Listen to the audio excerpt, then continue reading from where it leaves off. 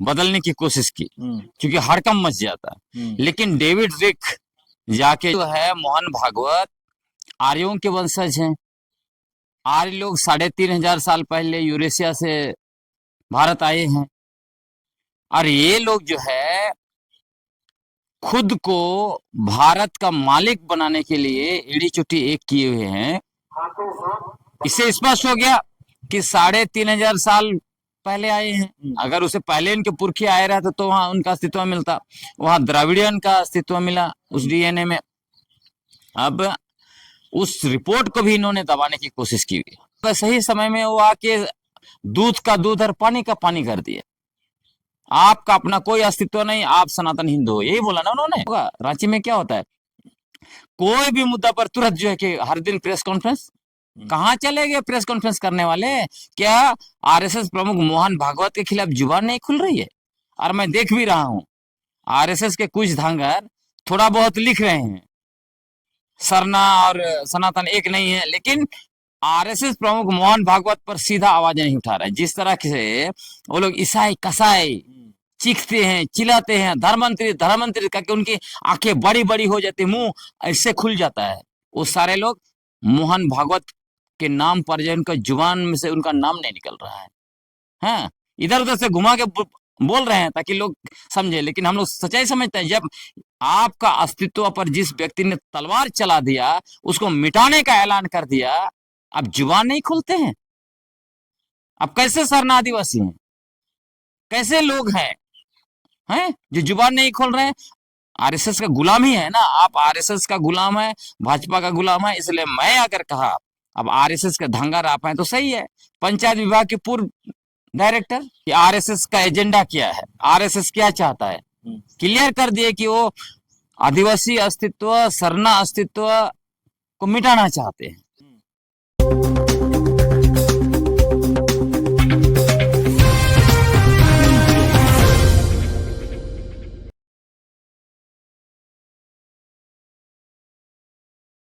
बयान जो है उसका मैं पुरजोर भर्त्सना करता हूं। इसलिए भर्त्सना करता हूं कि आरएसएस प्रमुख कौन होते हैं? कोई समुदाय को हिंदू घोषित करने वाले। हमारे पुरखों ने या आदिवासी समुदाय का कोई भी व्यक्ति ने कोई भी धर्म का लोग को या जाति के लोग को, समुदाय के लोग को कभी कुछ नहीं कहा। आपको किसने ठिका दे दिया है? ये जो है मोहन भागवत आर्यों के वंशज हैं। आर्य लोग 3500 साल पहले यूरेशिया से भारत आए हैं, और ये लोग जो है खुद को भारत का मालिक बनाने के लिए एड़ी चुटी एक किए हुए हैं। इसीलिए ये सब तमाशा जो है कि किया जा रहा है। मैं आपको बताना चाहता हूं, जब इतिहास लिखा गया और नेहरू ने भी अपनी पुस्तक डिस्कवरी ऑफ इंडिया में लिख दिया कि आर्य लोग बाहर से आए थे, तब इन लोगों को बहुत तकलीफ हो गया। इसलिए नेहरू से भी लोग नफरत करते हैं। उसके अलावा विशेष रूप से मैकमुलर, जिन्होंने सबसे पहले हिस्ट्री लिखा भारत का, उनको यह बोल के निशाना लगाया कि वो अंग्रेज थे, इसीलिए उन्होंने हम लोगों को आपस में लड़वाने के लिए इस तरह का झूठा इतिहास लिख के बताया कि आर्य लोग बाहर से आए थे। लेकिन अभी 3 डीएनए रिपोर्ट ने सब कुछ को स्पष्ट कर दिया। दूध का दूध और पानी का पानी हो गया। 2018, 2019 और 2024। 2018 का डीएनए रिपोर्ट है, जिसमें दुनिया के सबसे बड़े डीएनए साइंटिस्ट डेविड रिक और उनके साथी, बल्कि दुनिया भर के मतलब लगभग 100 साइंटिस्टों ने मिलकर उस रिपोर्ट को निकाला है, और उसमें भारत के बहुत सारे डीएनए साइंटिस्ट उसमें शामिल हैं। उन्होंने यह बताया कि भारत में सबसे पहले आदिवासी रहते थे, हंटर और गैदरर्स, शिकार करने वाले शिकारी लोग, और जो है कि कांदमूल फल फूल चुन करके संग्रह करने वाले संग्रहकर्ता। तो निश्चित तौर पे वो आदिवासी थे, हमारे पुरखे थे। अब उसके बाद दूसरा डीएनए रिपोर्ट रखी गढ़ी का आया, क्योंकि ये जो आर्य लोग दावा करते थे, अभी भी दावा करते हैं कि सिंधु घाटी सभ्यता हमारा है, सिंधु से हिंदू शब्द निकला। तब जो है कि रखीगढ़ी, क्योंकि सिंधु घाटी सभ्यता का सबसे बड़ा इलाका जो है वो है हरियाणा का हिसार जिला में पड़ता है रखीगढ़ी। अब उस रखीगढ़ी में जो पुरातात्विक विभाग खोज किया तो उनको जो है कि कोड़ते कोड़ते एक बहुत बड़ा इलाका मिला, कबरगाह। अब उस कबर में दफनाए गए लगभग 61 कंकाल थे। उसमें सबसे पुराना कंकाल था 5000 साल, 4.5 से 5000 साल पुराना कंकाल था एक महिला का, और उसके साथ एक बच्चा भी था, और जो है कि एक आदमी का, मतलब एक परिवार का। इस कंकाल में आर्यों का डीएनए R1A1 नहीं मिला, तो इनका तो अस्तित्व ही नहीं है। जब आप सोचिए, इससे स्पष्ट हो गया कि 3500 साल पहले आए हैं। अगर उसे पहले इनके पुरखे आए रहते तो वहां उनका अस्तित्व मिलता, वहां द्रविड़ियन का अस्तित्व मिला उस डीएनए में। अब उस रिपोर्ट को भी इन्होंने दबाने की कोशिश की, बदलने की कोशिश की, क्योंकि हड़कंप मच जाता। लेकिन डेविड रिक जाके जो है कि आप अमेरिका वापस चले गए, उन्होंने लिख दिया रिपोर्ट। तो बसंत सिंधे जो आरएसएस कैंप के हैं, वो तो दबाने की बहुत कोशिश किया था, लेकिन हुआ नहीं। कैसे करेंगे, क्योंकि डीएनए तो दुनिया का मामला है। और उससे भी बड़ी चीज, तीसरा रिपोर्ट कैलिफोर्निया यूनिवर्सिटी का आया, सैंपल भी जो है कि 2700 का है। और वो रिपोर्ट जो है एक इंडियन डीएनए साइंटिस्ट ही है, हाँ, प्रिया मुजरानी ऐसा कुछ नाम है, उन्होंने निकाला और उन्होंने बता दिया कि यहाँ आदिवासियों का अस्तित्व जो है कि 50,000 साल से पहले था। तो ये निश्चित रूप से ये फिक्स हो गया भी, जो होंगे जो 65,000 साल पहले यहाँ थे। उसके बाद बाकी जो है कि हमारा जो मुंडारी भाषा समूह के लोग आए, जिसको कहा जाता है ऑस्ट्रो-एशियाटिक भाषा समूह, उसके बाद द्रविड़ियन आए, है ना। तो इन तीनों रिपोर्ट से स्पष्ट हो गया, अब इनको कुछ कहने के लिए बचा नहीं। तब इनको डर लग रहा है कि भारत को आखिर हिंदू राष्ट्र कैसे बनाया जाए, क्योंकि भारत को हिंदू राष्ट्र बनाने चाहते हैं, उसमें सबसे बड़ा अड़ंगा आदिवासी लोग हैं। अब डीएनए रिपोर्ट भी सपोर्ट कर दिया कि आदिवासी ही भारत देश के प्रथम निवासी और मालिक हैं। और 5 जनवरी 2011 को सुप्रीम कोर्ट के 2 जजेस, जस्टिस काटजू और ज्ञानसुधा मिश्र, उन्होंने भी उस रिपोर्ट में स्पष्ट कहा कि भारत में जो है कि बाहर से लोग आए हैं और यहाँ जो है कि सबसे पहले रहने वाले आदिवासी हैं, जिनको एसटी या ट्राइब या आदिवासी कहा जाता है। तो रिपोर्ट स्पष्ट हो गया। अब इससे जो है कि इनकी खलबली मच गई। अब इनको लग रहा है कि आदिवासी को जब तक वर्ण और जाति व्यवस्था में नहीं डालेंगे, वो भारत को हिंदू राष्ट्र घोषित करना मुश्किल है। और हिंदू राष्ट्र भी हिंदू राष्ट्र नहीं है। और ये आर्य लोग इतना चालाक है, पहले ये लोग क्या बोलते थे, आर्यावर्त, है ना। फिर उनको डर लग गया, सिर्फ आर्यावर्त बोलेंगे तो हम लोग खाली आर्यों का हो जाएगा। और इसमें तो इतने सारे ओबीसी है, दलित है, जिसको अछूत बोलते हैं लोग, शूद्र बोलते हैं दलित को, आदिवासी को दानव बोलते हैं। ये सारे लोग आने वाले समय में जुट जाएंगे तो क्या होगा। तब जो है इन लोगों ने धीरे धीरे आर्यावर्त को, फिर जो है कि पहले तो वैदिक संस्कृति बोलते थे, है ना, वैदिक धर्म, फिर आर्यावर्त में आ गए, फिर जो है कि हिंदू हिंदुस्तान, उसके उसके बाद सनातन हिंदू, है ना। लेकिन असल में ये हिंदू राष्ट्र नहीं, ये ब्राह्मण राष्ट्र स्थापित करना चाहते हैं। आज भी देखिए, भारत का संविधान लागू हुए 7 दशक से ज्यादा हो गया, देश का कौन सा ऐसा विभाग है जहाँ पे ये लोग जो है कि 70% से ऊपर नहीं है।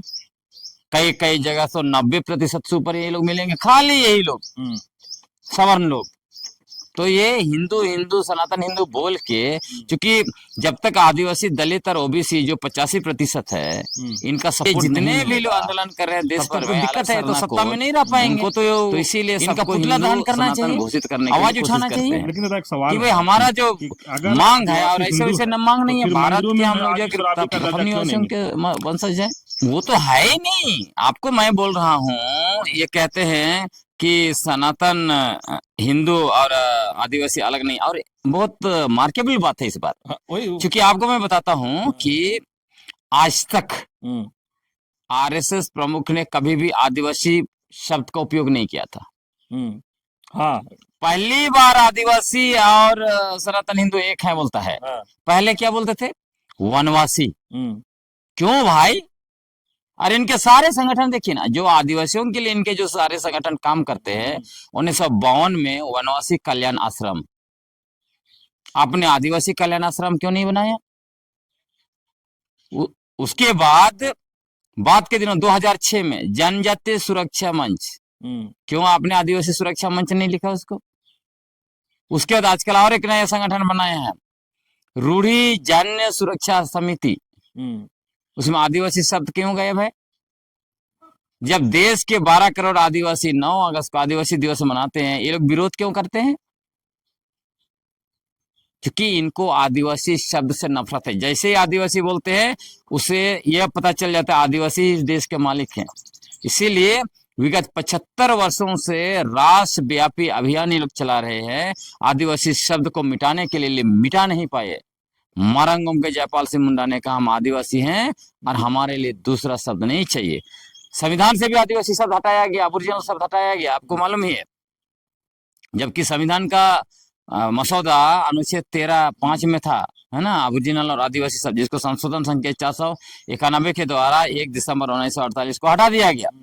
और आपको मैं बताता हूं, इनको अब डर लग गया कि जिस तरह से सरना धर्म कोड का मांग जो हो रहा है, जब भी सरना धर्म मांग होता है तब तक इनको आदिवासी इनको बात करने लगते हैं, और या फिर चुनाव आता है तब ये दो मसले में देखते हैं कि इनको जरूर याद आता है। इनको अभी डर लग गया, जिस तरह से अलग धर्म कोड का जो सैलाब उमड़ रहा है इस देश में, हाँ, इसे इनको बहुत डर लग गया। इसलिए क्या कह रहे हैं, जो अलग धर्म सरना धर्म कोड का मांग करता है वो समाज को तोड़ने वाली बात है। मतलब जितने भी अलग धर्म का बात करें वो समाज को तोड़ रहे हैं, यही कहना चाहते हैं संघ प्रमुख मोहन भागवत साहब।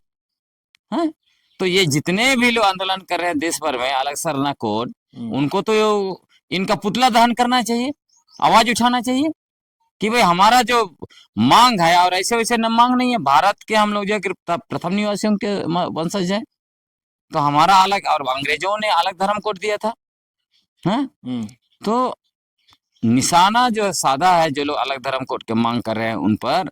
और सबसे बड़ी बात, मतलब यह जो हमला है वो छोटा मोटा हमला नहीं है।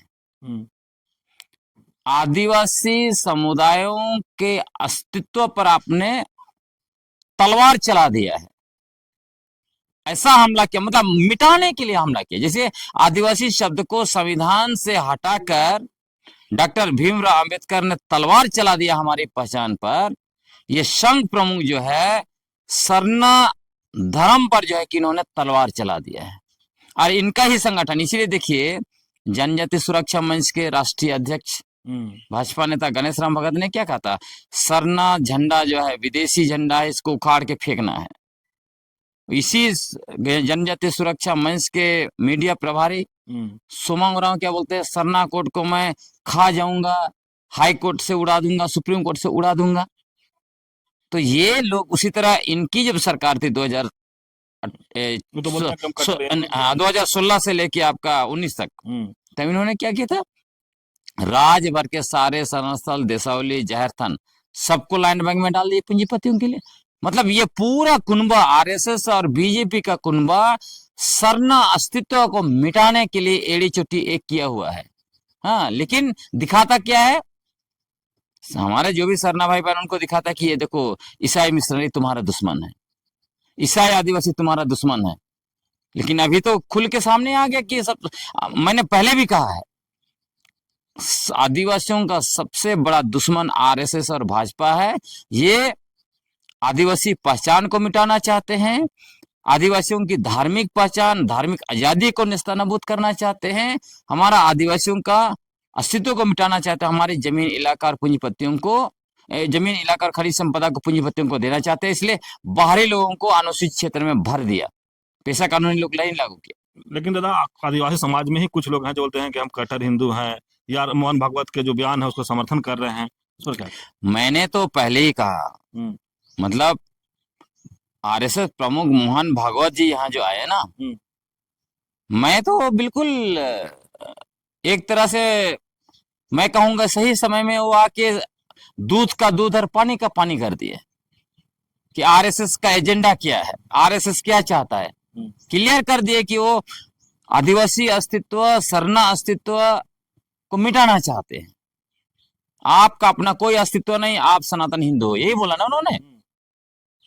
तो इसी से समझ लीजिए, मैंने पहले ही कहा था, जनजातीय सुरक्षा मंच, बीजेपी का एसटी मोर्चा में जितने भी आदिवासी नेता हैं, चाहे माननीय बाबूलाल मरांडी हो या जितने बड़े बड़े नेता या छोटे नेता हो, उसके बाद रूढ़ी जन समन्वय समिति और रूढ़ी जन सुरक्षा समिति, ये सारे संगठन के सदस्य और इसको संचालित करने वाले लोग सारे के सारे जो है कि आरएसएस के धांगर हैं, ये साबित हो गया।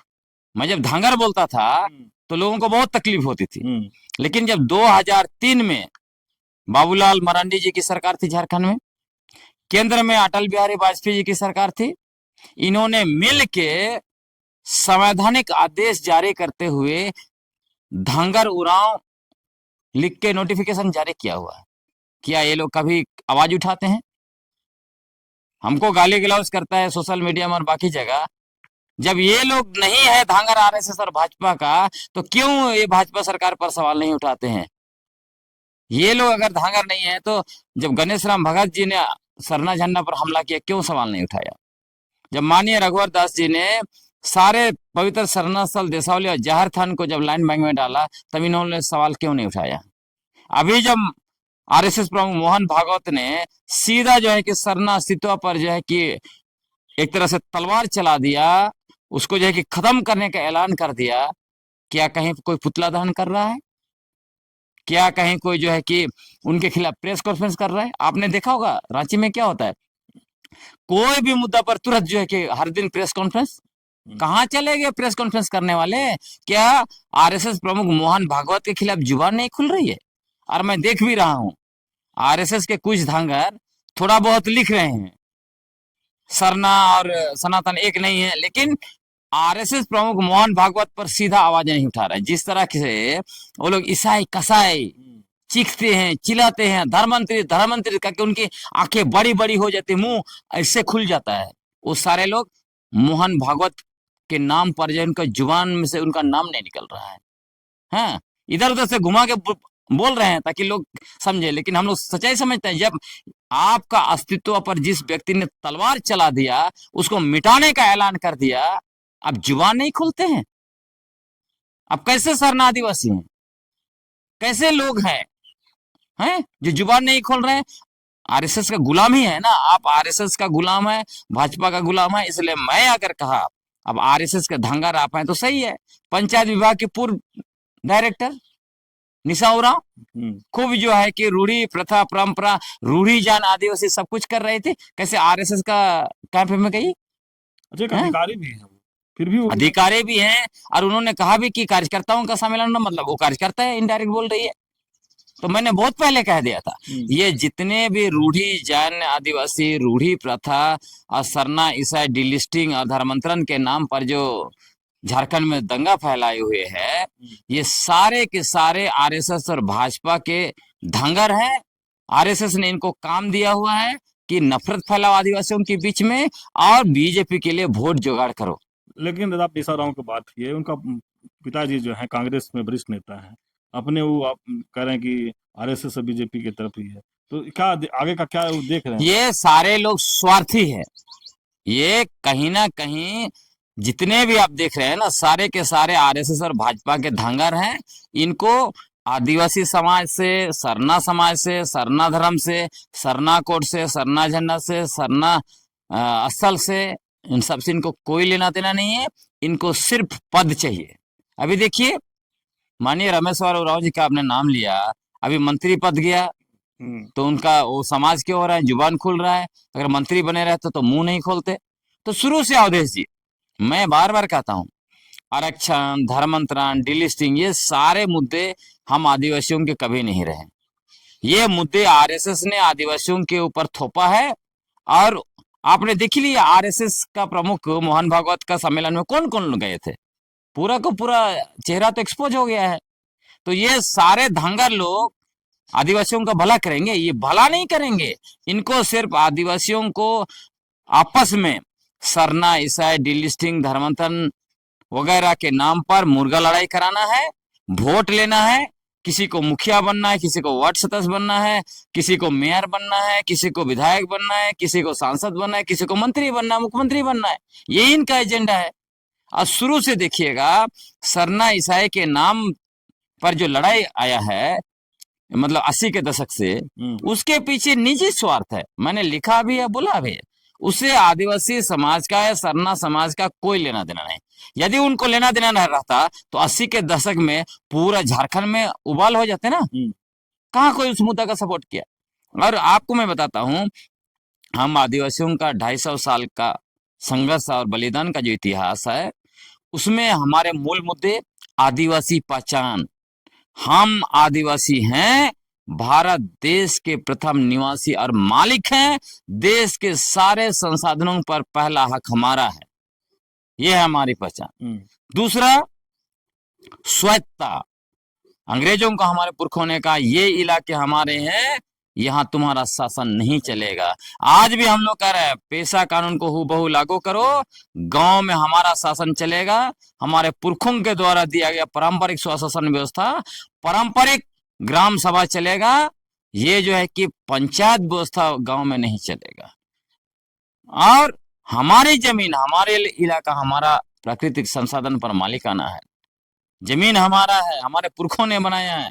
जंगल को हमारे पुरखों ने और हमारे लोगों ने अभी भी सुरक्षित किया है, बचाया है। और जितना भी वहाँ खनिज संपदा है, चाहे बालू है, वहां पे पत्थर है, कोयला है, यूरेनियम है, बॉक्साइट है, आयरन ओर है, उस पर हमें मालिकाना हक चाहिए। क्योंकि अनुसूचित क्षेत्र में समता जजमेंट क्या बोलता है, गैर आदिवासी का कंपनी वहां पे खनन नहीं कर सकता है। सरकार भी करेगी तो लोगों के हित में करेगी। लेकिन अभी आपने देख लिया सरकार जितना खनन किया हमारे हित में किया? नहीं किया। तो उसकी लड़ाई हमें लड़नी है। नियमगिरी जजमेंट सुप्रीम कोर्ट का 2013 का क्या बोलता है, आदिवासी अगर कहता है इस पहाड़ में मेरा भगवान रहता है, तो वहां चाहे बॉक्साइट है, वहां चाहे आयरन हो रहा है, आप उसको नहीं ले सकते, नहीं हटा सकते हैं। उसके बाद अभी राजस्थान हाई कोर्ट का फैसला भी आ गया कि अनुसूचित क्षेत्र में यदि नगर पालिका भी बन गया है तो वहां भी पेशा कानून लागू होगा। आदिवासी अपनी जमीन वापस कर सकते हैं। तो जो लोग गैर कानूनी तरीके से लिए हैं वो भी जमीन हम लोग वापस लेंगे। तो ये सारे जो मुद्दे हैं ना, चूंकि बीजेपी ने बाहरी लोगों को भर दिया 25 साल में। यदि बाबूलाल मरांडी जी पेशा कानून लागू किए होते 2001 में, तो बाहरी जनसंख्या रांची में भरता ही नहीं है, अनुसूचित क्षेत्र में भरता ही नहीं है, दूसरे अनुसूचित क्षेत्र में। लेकिन उन्होंने लागू नहीं किया, जेपीआर असंवैधानिक तरीके से थोप दिया अनुसूचित क्षेत्र में। तो ये सारे लोग जो है कि बीजेपी के वोटर हैं। तो अभी तो हम इसी तो इनको दिक्कत हो रहा है, इसलिए अभी भी चाहते हैं कि सरना सनातन करो, आदिवासी को लड़ाओ। आप सोचिए कि लोग बोलते सरना सनातन एक है। फिलोसफी देखिए, सनातन हिंदू का फिलोसफी है, वहां पे 7 जन्म लिया जाता है। इसलिए फिल्मी गाना आप सुनते हैं ना, 7 जन्म में तेरे मैं साथ रहूंगा यार, है। आदिवासी में तो एक ही जन्म होता है, मरने के बाद ना स्वर्ग है ना नरक है, वो तो आत्मा वापस आती है।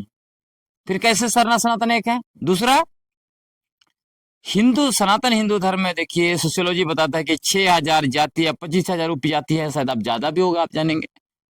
अभी इसमें जो है कि सिर्फ जो है कि ब्राह्मण पुजारी बनेगा। आदिवासी भारत में लगभग 700 से ज्यादा समुदाय है, सबका अपना अपना पुजारी। तो सनातन और सरना एक ही था, तो आदिवासी का अपना पुजारी कैसे हो गया? है। और मैं ये भी कहता हूं अगर सरना सनातन एक ही है तो मंदिर में जो है कि हड़िया भी चढ़ाने दीजिए, मुर्गा की बलि भी वहां पर होना चाहिए मंदिर में, आदिवासियों को पुजारी रखिए। है बिल्कुल। तो अब जो है ये कह देंगे तो नहीं ना होगा। सब कुछ चीजें अलग है, उसमें बस ये जो है कि भ्रम फैला के सरना सनातन एक है, कभी संताल सनातन एक है। आप बताइए कई कैसा आदिवासी समुदाय है। आप तो हिंदू में, तो सनातन हिंदू में गाय को आप माता मानते हैं। आदिवासियों में जैसे संताल के पीछे ही जाइए, भले जो हिंदू बन गए हो उसका विरोध करते हैं, लेकिन वहां जो है बछड़ा को जो है बलि देने की प्रथा है। अभी भी हाँ, अभी भी हम सुनते उरांव लोगों के बीच भी कुछ ऐसी प्रथा जिसके बारे में आपने सुना था, कोई समय में बांधव तिर्की जी बोले थे, है ना। तो आप जब खोजेंगे, जब रूढ़ी प्रथा बोलते हैं, वो लोग छोड़ दिए और बहुत लोग, अलग बात है, लेकिन वो तो रूढ़ी प्रथा में तो है ना, है। तो आप कैसे बोलेंगे, तो मैच ही नहीं करेगा। कोई भी चीज जो है वो मैच नहीं कर रहा है, सिर्फ बोलने के लिए जो है कि अब हमारा पुरखा का रूढ़ी प्रथा के अनुसार वो तो हम लोग शव तो दफन करते हैं, हमारे पुरखे जलाते तो नहीं है। कोई चीज मैच करता है, कोई चीज आपका मैच नहीं करता है।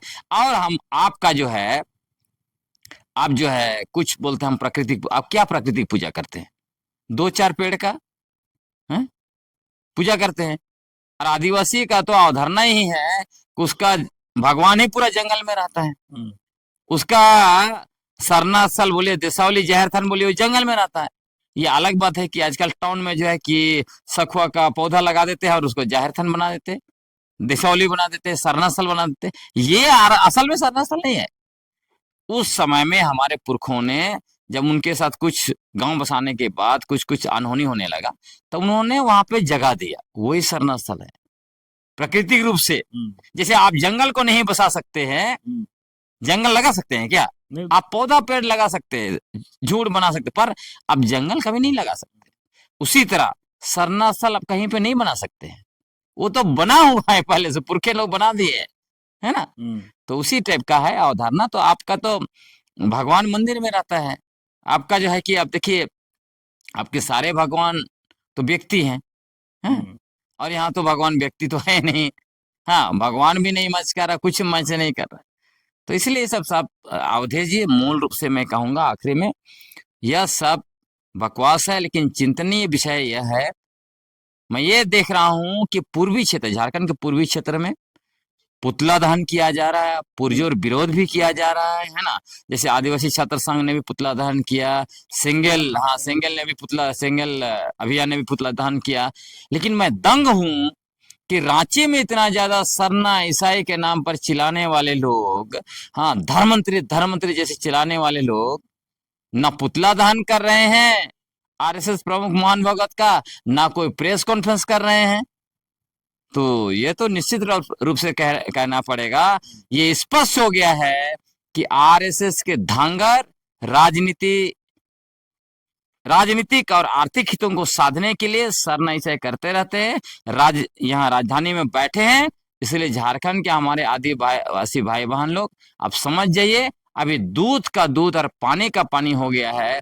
हम लोग, हमारा आदिवासी पहचान, हमारा स्वायत्ता, हमारा धार्मिक आजादी, धार्मिक पहचान और जल जंगल जमीन और खनिज संपदा के लिए एकजुट नहीं होंगे, तो ये लोग जो है कि हमारा अस्तित्व मिटा देगा। अब कौन कौन लोग आरएसएस और भाजपा के धंगर हैं, आप तो सभी लोग देख लिए हैं। इसलिए कौन सही दिशा आपको दे रहा है, किसके साथ आगे बढ़ना है, यह सब आपको खुद तय करना पड़ेगा।